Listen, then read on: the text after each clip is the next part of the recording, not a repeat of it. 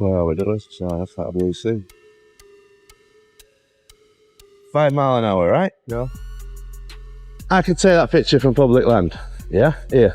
Yeah, that's Do you get what I'm saying? yeah, you could use that. But there's no harm in it, my friends. Well, I know, but for There's no harm, security obviously. reason, you cannot I know it's be- not harm. because you can't be taking pictures around all of them. But they take that as a serious serious threat. suspicion, yeah. Yeah, but they need to get real, don't they? Really? It's everywhere. Literally, it's Yeah, but I just, you know. How you doing, bro? Oh, fair enough. If you want more information, here's the man. Are you the main man? Well, one of them. Well, I've just been told. Certainly the best looking one. I've just been told I can't take pictures. Oh no, you can. Can take Today's footage comes from Reggie Photo, and you'll find their channel linked down below in the description.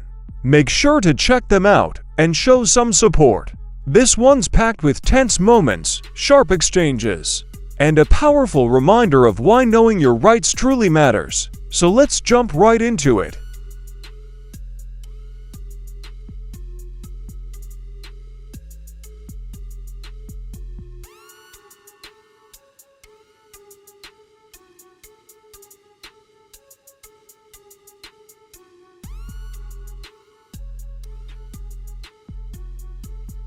Go ahead, sir. Sorry? You okay then? Yeah, you, mate. Yeah. Ask what you're doing. I'm just taking some photos, my friend. What is this place? This is stuff included. Alright guys, this one opens in the heart of London, where the wind is cutting through the streets and the atmosphere already feels charged. The narrator steps into view with the camera rolling, capturing the towering architecture and the chaotic movement of people brushing past. There's a sense of anticipation, as if something important is about to unfold. Even before a word is spoken, the environment speaks for itself. The buildings, the traffic, the tension in the air, it all builds a dramatic foundation. As he points toward the structure ahead, the message is clear. Today's journey isn't about simple sightseeing. It's about discovery, challenge, and testing boundaries. And the moment he mentions MI5, that intensity rises immediately. You can feel the shift as the viewer prepares for conflict. Government building. Okay. Sorry? Any reason why you're taking them? Pardon? Is there any reason, particular reason why? Oh, yeah. Pictures? It's just not normal, that's all. It's not what, sorry? Not normal. Is there What's any not normal? Taking pictures? of this building, yeah. Of course it is. Alright, no worries, carry on.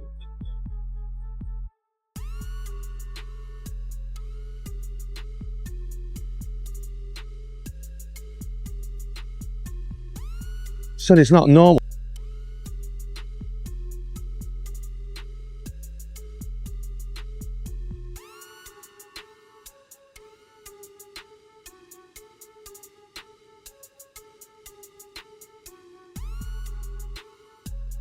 As he moves closer, the mood shifts sharply when a guard questions him, challenging the idea of photographing a government building. The tone becomes confrontational without a single raised voice, proving how power rests in subtle exchanges. The guard insists it's not normal to take pictures here, and that one line alone frames the tension of the entire encounter. The narrator's curiosity clashes with the security officer's suspicion, creating the perfect storm for confusion and authority overreach. It's a moment where public rights collide with institutional paranoia. The conversation lingers in the space between confidence and intimidation. Even the passing silence seems to tighten the scene. This is no longer a casual walk. This is a pressure point in the documentary. Where are we over there?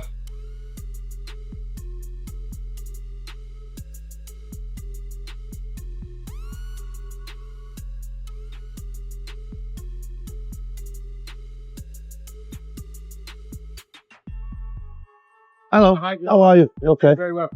Hi, good.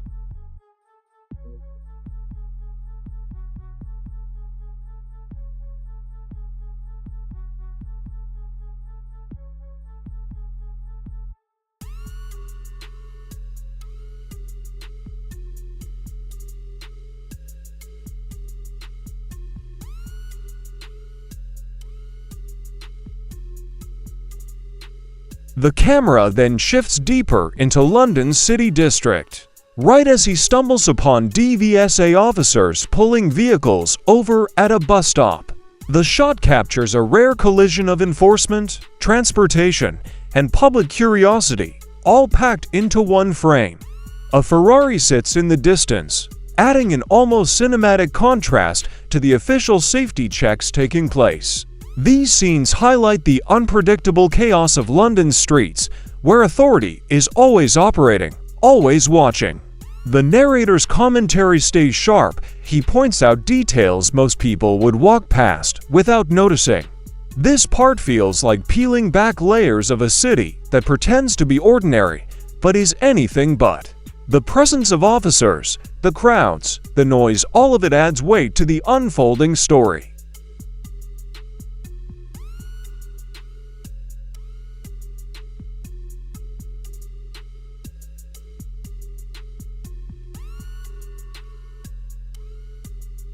Yeah, man. How are you, sir? You good? What is You this? working here? Pardon? You working here? Or? No, what is this place? It's a loading bay, man. Sorry? It's a loading bay for M&S and... Oh, is it? Yeah. All right. A retail unit, M&S and office room. Listen. Wow, it's some building, isn't it? Just a tourist, you know. Tourist? Yeah. Alright. Taking. As long as you're not taking picture of the entrances, it's fine. But it's a private property as well. I know, but anything from a public space you can take, like. Yeah, public bit. But as long as there's no security reasons, then you can't. You must have to get more secure, my friends. You know what? A simple interaction with another guard suddenly shifts into something deeper. The narrator is questioned again, and this time the guard insists that filming entrances is prohibited. What begins as a polite exchange quickly transforms into a test of boundaries and knowledge.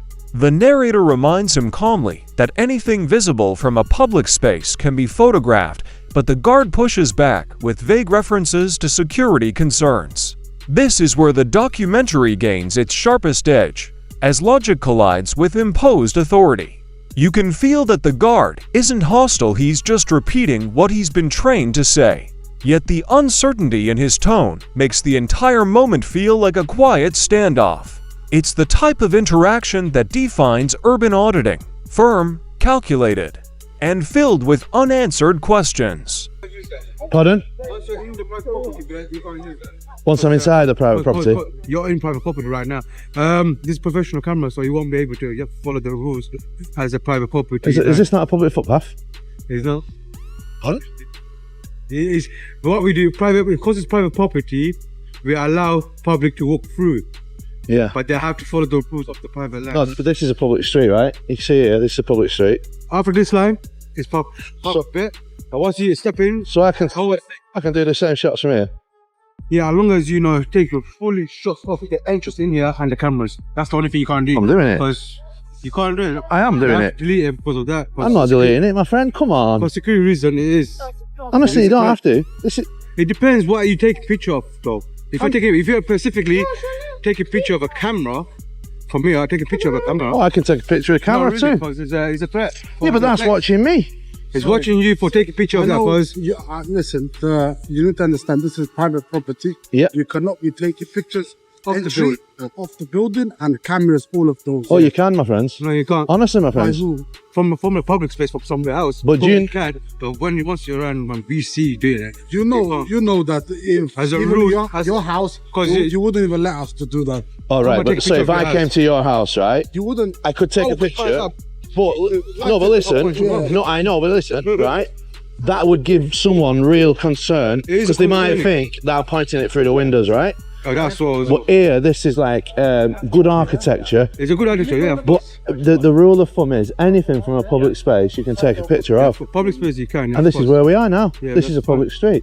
And also, this property from this side, it is. You're right, but you cannot be taking. When the conversation shifts toward private property boundaries, the conflict becomes more technical.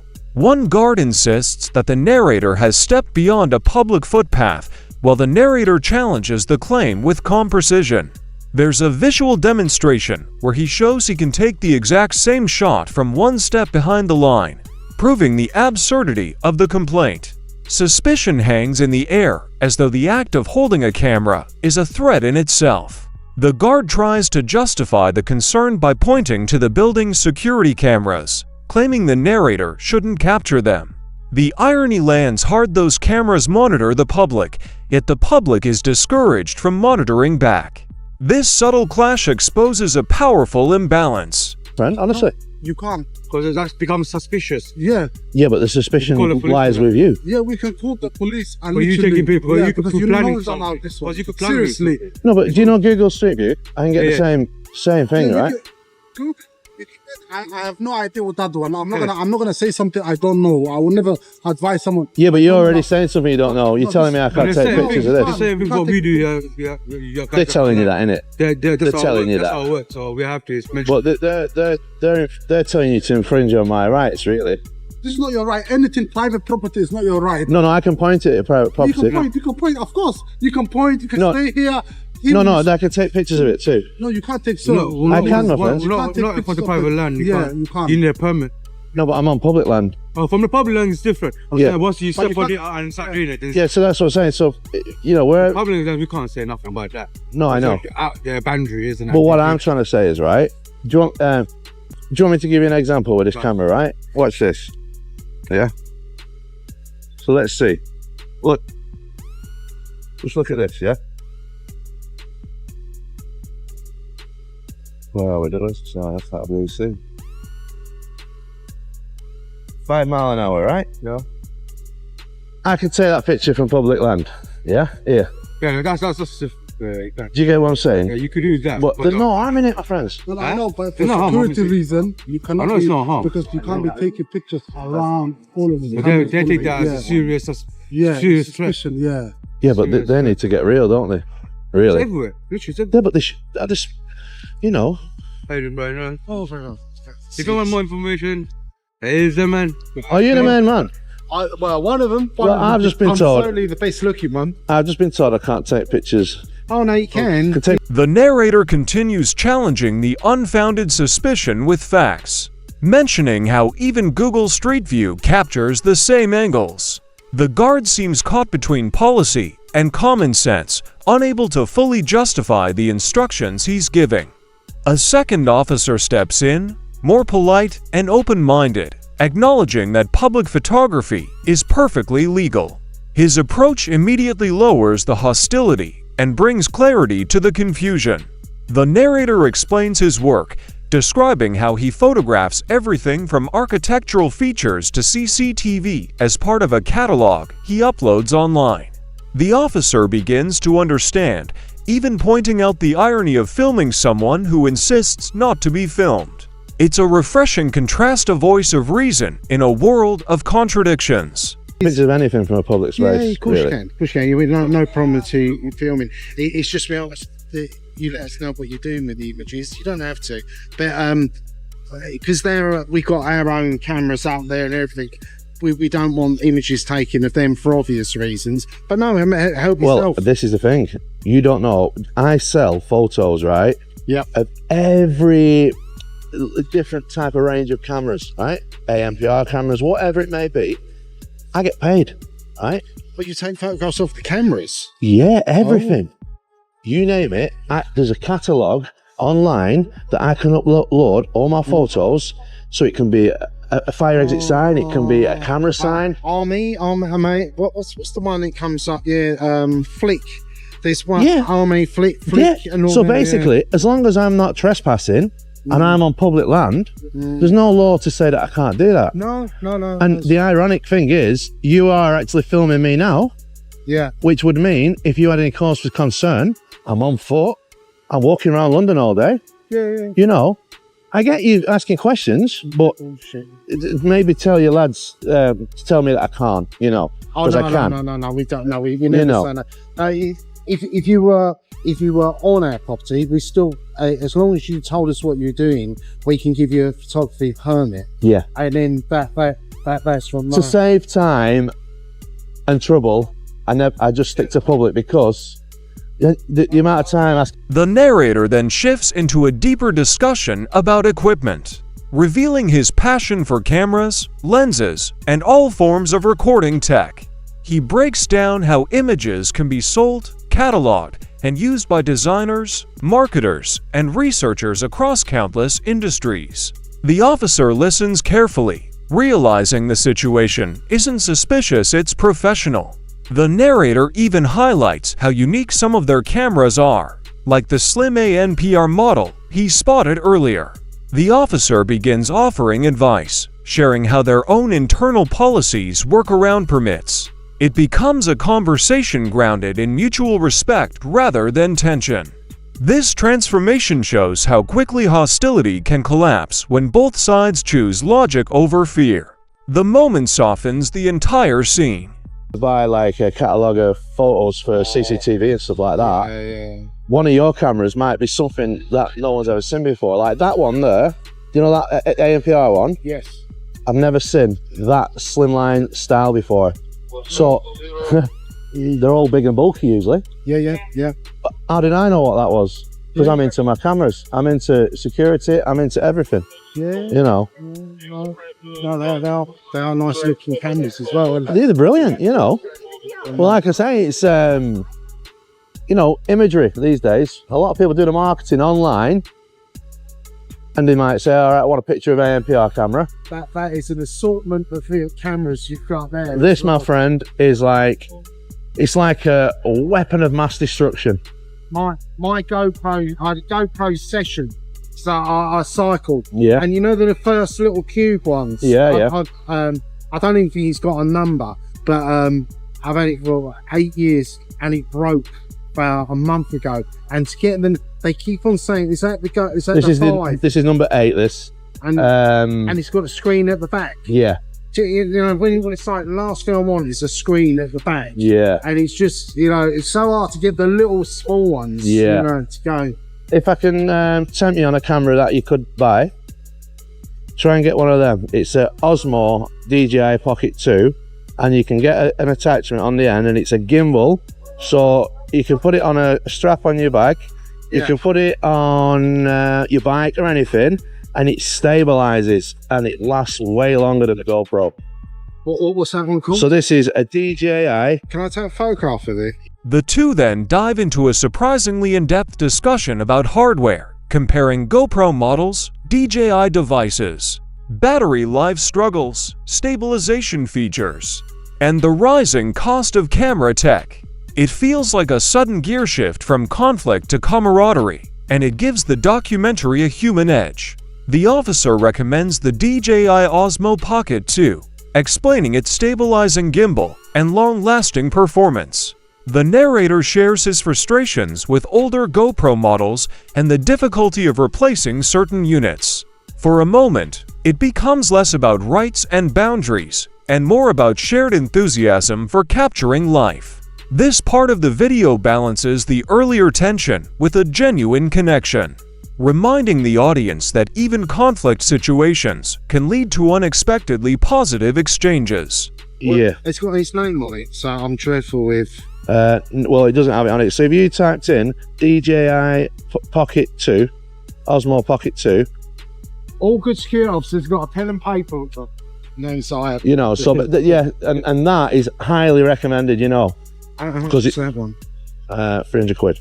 Well, I tell you what, the cinematic quality and everything. I just want to write saying DJI Osmo Pocket 2.